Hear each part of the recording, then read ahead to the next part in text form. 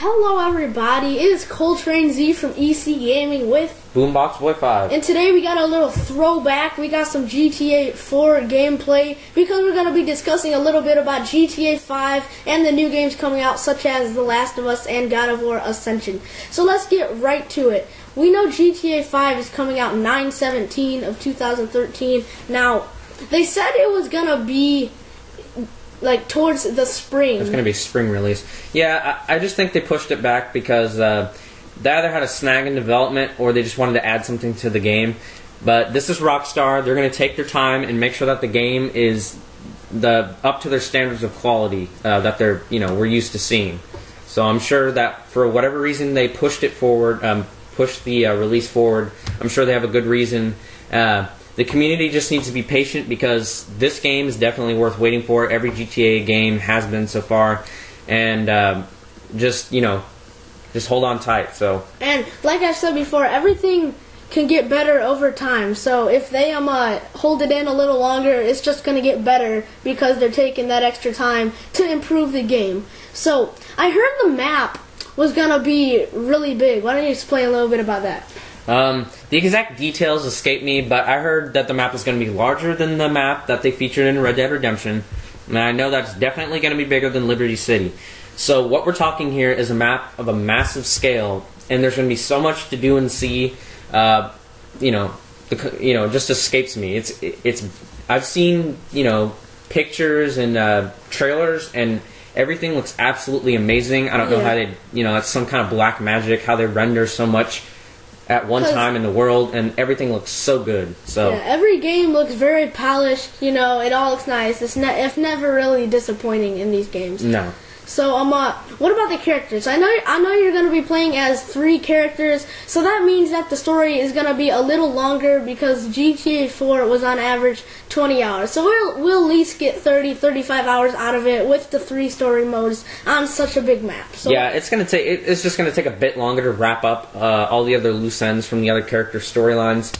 I don't know if they're breaking up into 3 separate storylines, or I know at some point that these 3 characters meet and it intertwines. But I don't know the extent of how broken up the game is going to be into these 3 players. I know they said it's as easy as you go to your menu and switch to character. So maybe it's just one adjoining campaign, but you can play. You switch to this guy, and then it like resets your map, and then you have different missions, like his set of missions, and then you go do his missions, and then you have the other guy. You switch to him; he has a set of missions. So potentially, we're looking at 3 different 3 different storylines with all different missions. So that's definitely a cool thing that they're doing. I'm looking forward to that. Yeah, definitely something to look forward to. So we have another game we have to talk about, The Last of Us. Now, I've seen pretty much all of the trailers, and so has Connor, and we were both psyched about it. And right when I saw that first trailer, I said it was going to be like a bad game because, that was back when I was playing nothing but Call of Duty. You're delusional. But then I ate my words. After I watched it, another look and took us all. Stunned? I was stunned. I went to GameStop and pre-ordered the post-pandemic edition because I'm a hoarder and I like my collector's editions. So what do you think about The Last of Us? Well, let me just go ahead and say that once you saw those trailers, I know that you were face-rolled by the amazingness that you saw on screen. the E3 extended, it just blowed my mind. The way the AI just responds to you. Yeah, and the AI is super responsive. They respond to very tiny details in the world, such as for those of you who've seen the E3 clip. When you ran out of ammo, the AI responds to that. They hear the gun clicking. They know you're out of ammo, so they'll become more aggressive than they were previously. So they act like real human beings. They will react to every one of your actions. So how that's going to pan out, I can't even fathom how much effort they put into just developing the AI. So this game is definitely going to be awesome. And it looks great. I love the hotel. Everything looks like how it would look in Apocalypse. You're fighting for ammo, just anything to survive. And what do you think? Are they going to be geared towards more fighting zombies or players? I think they'll split the time, but I think they'll focus more on human-to-human interaction because, the zombies don't have much to say and they don't make for very interesting characters. But some of the trailers I've seen, there's a bunch of characters who look they seem as if they'd be very interesting characters, and I want to learn more about them. I've seen the woman Tess, and of course I've seen Ellie, and the guy you're playing as. I'm just looking forward to Joel. I'm looking forward to seeing what he's all about, what his purpose is for escorting this girl across this post-apocalyptic world.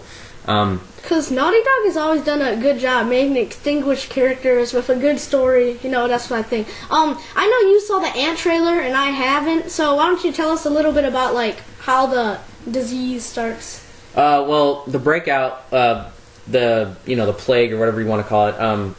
Apparently, well, let's just start with the trailer.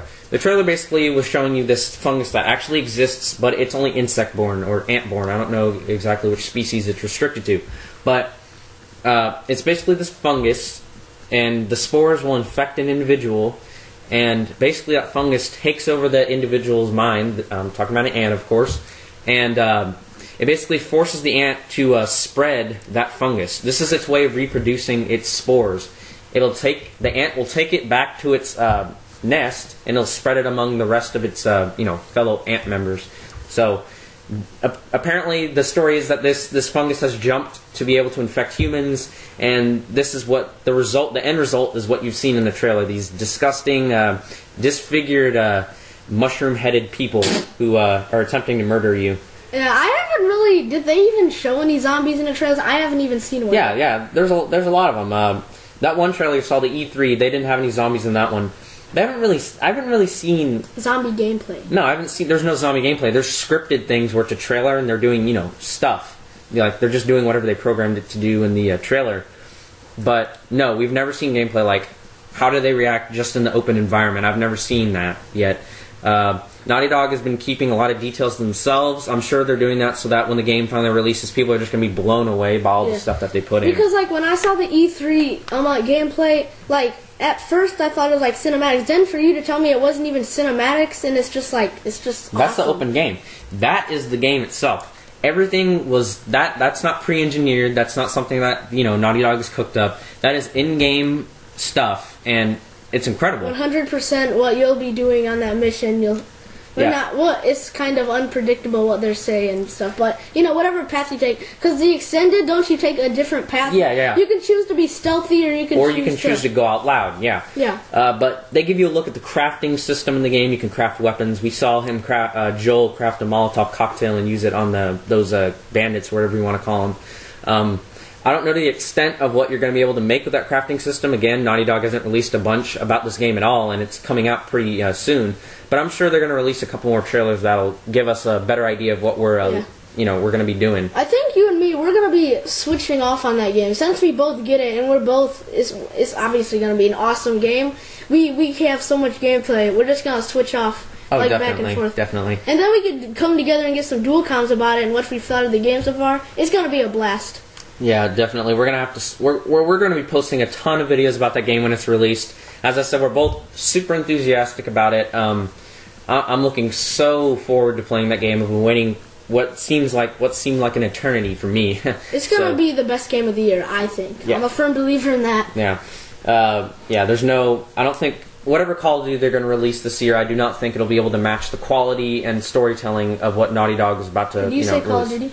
Yeah. Yeah, well, here's what I think. I mean, as stale as the gameplay is getting, they're going to have to make a redemption, change the storyline, or I think they're just going to... I mean, obviously, in the long run, everyone's going to buy the game because, that's what all their friends have, and that's just how it's always been. But let's not rag on Call of Duty, I mean, it's like I said, it's a good first-person shooter. It's just been the same. And it's accessible to the general public, and everyone already plays it. It has a strong, solid, original fan base that's just steadily grew over the time. But here's the thing. If they wanted... they could have just kept putting DLCs out for, and updating the old Call of Duty. It'd still be the same.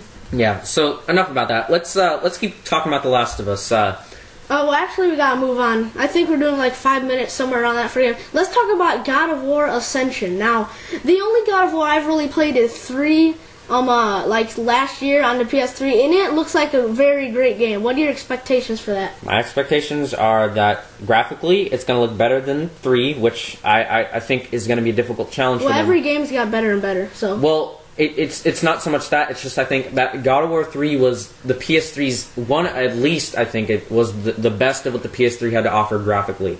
It's a very graphically demanding game. I don't know how it could get much better, but I'm sure they'll be able to pull something off. Obviously, the graphics are going to be updated. But I mean, the PS3, it has reached the end. It's reaching the end of its runtime as a console, and so is Xbox 360. So I'm sure they're already planning sequels on the new console. But graphically, I expect it to look a little bit better than God of War 3, but not a whole new level, because it's becoming impossible. I mean, the games are becoming limited by the graphical functionalities of the consoles that are still out. So we'll see. Well, I don't know. You think we should cover a little bit about the new consoles? I'm sure. Here's what I know. I went to GameStop one day. I wasn't sure if they released it or not. Right now, here's all they said. It is all rumors, but the Xbox 720 and PS4, they should definitely be coming out. I think it's about time. It's been, 6 years since they released a new console? Well, yeah, that's just the trend they've been following. I mean, it was the PS2 had a 6-year runtime, or 5 or 6 year runtime, and then they released the PS3. So I think both companies are going to stay on that trend. I believe that Sony said they're going to wait for Microsoft to release their new console before they will release theirs. So they're definitely making a new generation of consoles. I mean, they have to. I mean, yeah, games. And I know you're getting a PS4, but because I've been playing Xbox 360 since I first started playing games. So I'm definitely gonna get the Xbox 720. You're gonna get the PS4. We're just gonna see. Hopefully they don't change the controls, which I highly doubt, because everyone has been I'm just so used to it. It'll blow my mind. They'll just update the control schematics. They'll probably make the controller different shapes, more ergonomic. They'll make it more comfortable, futuristic. I'm sure that Sony's going to update their console. Their controller, because the DualShock, right? It's been the same since PS1. Basically, it's been the same design. But I gotta say, for the time I did play PS3 in The Last of Us, I have no choice but to play PS3. But that is a great controller. It's easy. I don't know. This ain't. I don't really. I don't believe in being a fanboy. I know we're kind of not really talking about God of War Ascension. We'll get to in a second, but we just kind of got sidetracked. Yeah. But I don't really believe in being a fanboy of one console and another, because they both release great exclusive games, like Halo Xbox has Halo, and then Gears of War. I think next year I heard a little something of Killzone Mercenary.